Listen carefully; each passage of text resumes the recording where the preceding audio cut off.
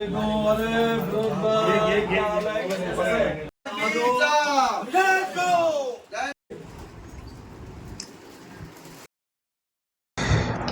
मेरी महाविकास आघाड़ी सी भिवंडी पश्चिम से मुझे उम्मीदवारी जाहिर हुई। हमारे सभी नेतागण उनके आशीर्वाद से मुझे भिवंडी वेस्ट से मौका मिला है। आज मेरा दोस्त अल्ताफ बाली है मेरे क्रिकेट से, मैं पहले क्रिकेट जब खेलता था कम से कम 10-12 साल से उनका मेरा संबंध है और हमारा दोनों का जो संबंध है एक परिवार के तरफ जैसा होता है, वो हिसाब से हमारा संबंध है। हमदर्द दोस्त वैसे हमारी दोस्ती है। मुझे तो मौका तो मिला है और सबसे पहले हमारे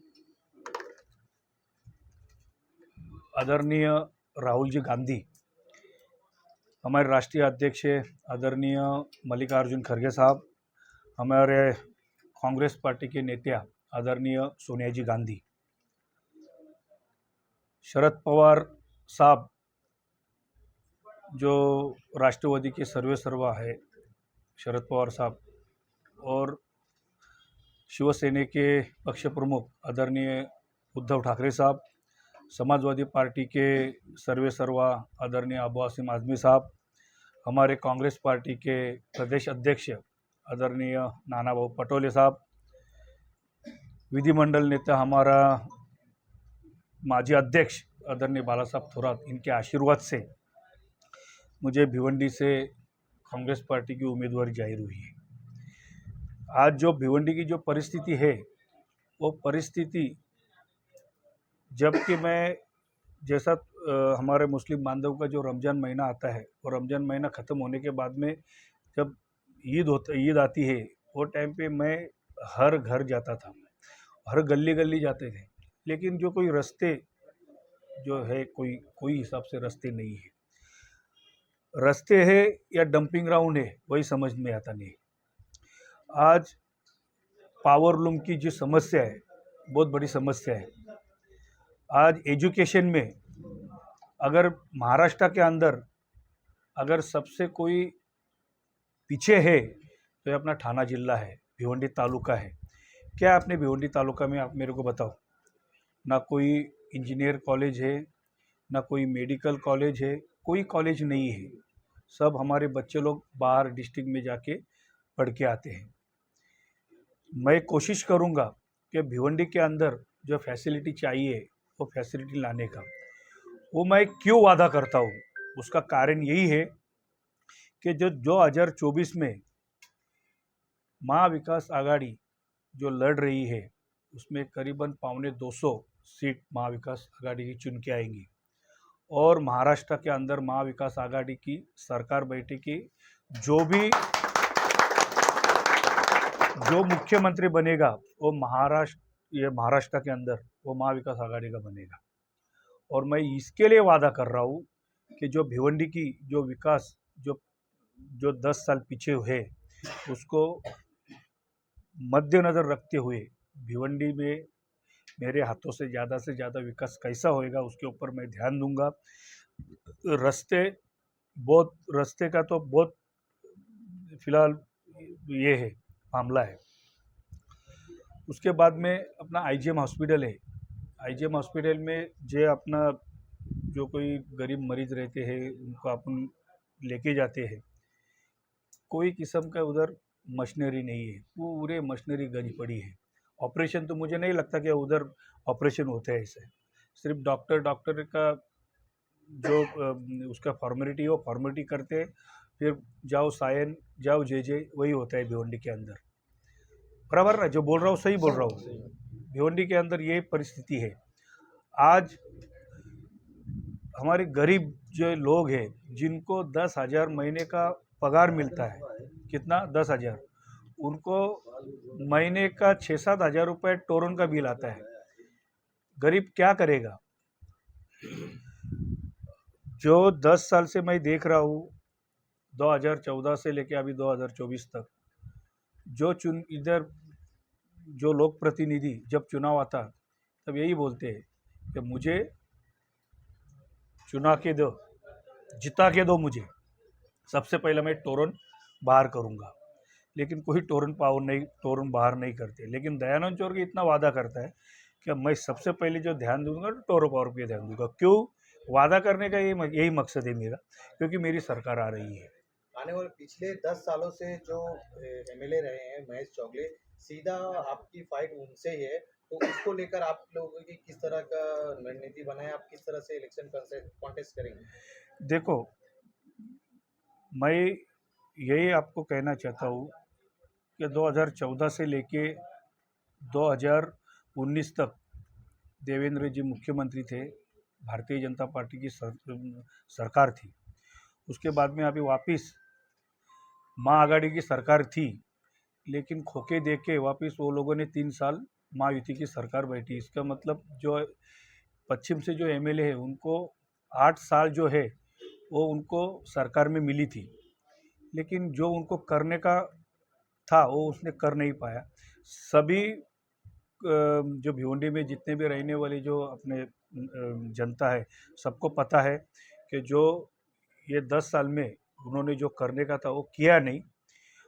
और यही कारण मेरी जीत है वो पक्की है।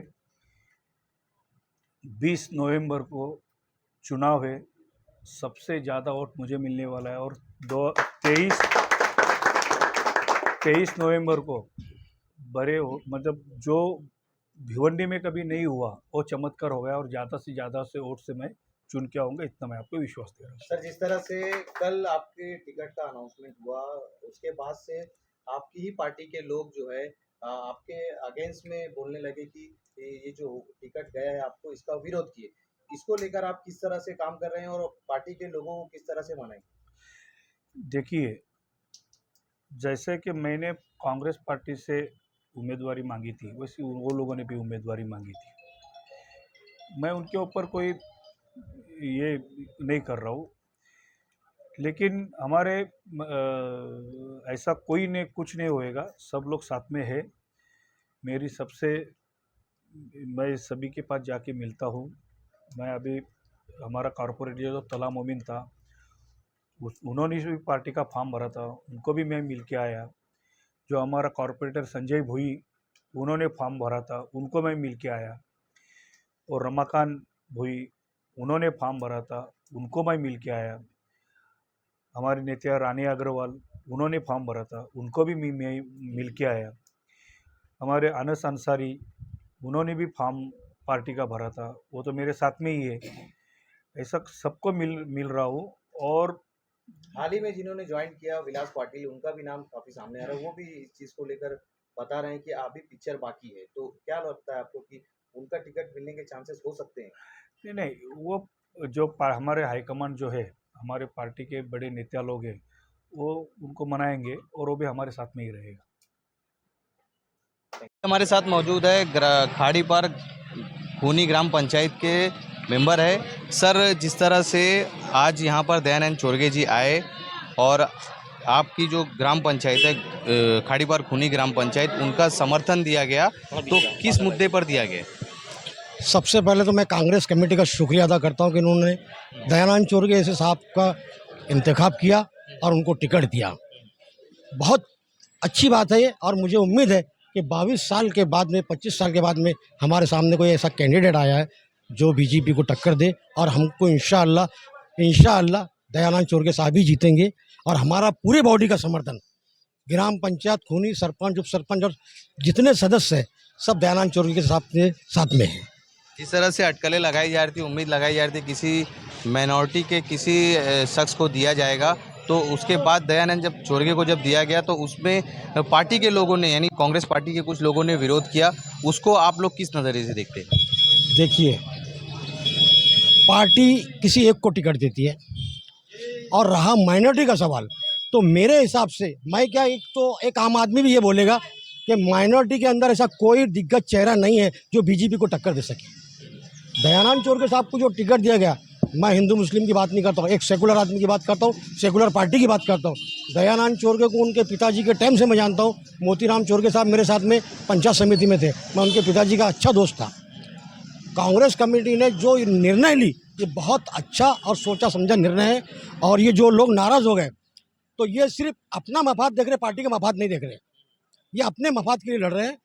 कल जो जिससे नाराज़ थे आज वो दोनों एक टेबल पर बैठ के चाय पीते हैं, पानी पीते हैं। कल बोलते थे वो लड़ेगा तो हम काम नहीं करेंगे, वो लड़ेगा तो हम नहीं काम करें। और जैसे ही दयानंद चोरगे साहब का डिक्लेयर हुआ दोनों आपस में बैठ गए। इसका मतलब ये है कि ये सिर्फ अपने लिए लड़ रहे, पार्टी के लिए नहीं लड़ रहे। धन्यवाद। और कोई भाई? पाकर भाई, जिस तरह से आज खाड़ी पार खूनी ग्राम पंचायत का समर्थन दिया गया दयानंद चोरगे को, उसको आप किस नजरिए से देखते हैं? पहली बात तो कांग्रेस पार्टी के सोनिया गांधी जी, राहुल गांधी जी और तमाम कांग्रेस पार्टी के जो नेता हैं, दिग्गज नेता, मैं उनका शुक्रिया अदा करूंगा कि एक बहुत अच्छे जो समाज सेवक हैं, हर काम में बढ़ चढ़ के वो हिस्सा लेते हैं। अपने दयानंद चोगले साहब, उनको टिकट मिला। भिवंडी में बड़ा वातावरण खराब चल रहा था कि किसको टिकट मिले, बहुत सारे लाइन में थे, उनको टिकट नहीं मिला। बहुत सोच समझकर पार्टी ने इनको टिकट दिया है। और हमारी खूनी ग्राम पंचायत खाड़ी पार की तरफ से बाला मामा को हमने तकरीबन 9,000 वोट दिलाए थे यहाँ से। इंशाल्लाह इनको 10 से 11,000 वोट यहाँ से मिलेंगे वन साइड। और पूरे भिवंडी शहर में जो अच्छी सोच रखते हैं कि हम कुछ भिवंडी के लिए बदलाव लाएंगे, वो काम इंशाल्लाह भिवंडी में बहुत जल्द होगा। जो हिसाब से जो पार्टी का टिकट सोच समझकर इनको दिया गया है। और मैं उन कांग्रेस के नेताओं से, राष्ट्रवादी के नेताओं से, सभी नेताओं से अपील गुजारिश करूंगा कि एक अच्छा मैसेज दे भिवंडी को, एक अपना मुफाद ना देखते हुए। तमाम समाज के लोगों को से गुजारिश करूंगा कि यहाँ पर एक अच्छा मैसेज दें और कांग्रेस पार्टी के दयानंद साहब को साथ दे। सभी पार्टियों का इनको समर्थन है। और खूनी ग्राम पंचायत के सरपंच अल्ताफ बाली का बहुत बड़ा अच्छा योगदान रहेगा यहाँ पर। इंशाल्लाह 100% इनका जीत रहेगी।